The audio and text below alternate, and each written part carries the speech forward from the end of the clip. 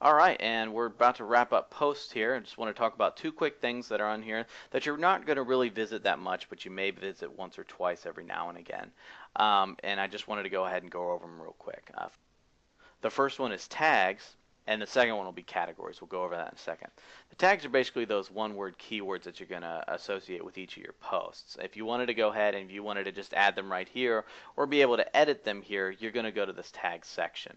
Some themes, but not many, once again, are going to utilize a description of a tag.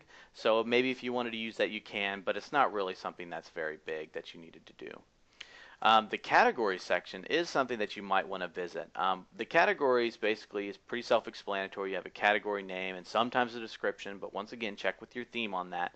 But the major thing about a category is you can have this thing called a category parent. Basically, you can set up subcategories within your site for your posts.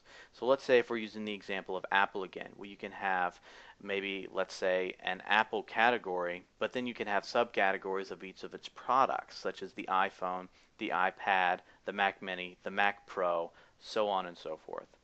And then within each of those, let's say that you have your iPhone, you can have maybe the App Store, or maybe iPhone Generation 1, or new features, or gossip, or latest news, rumors. So you can kind of nest them upon each other and have a much more structured setup of your blog. So that pretty much does it for categories.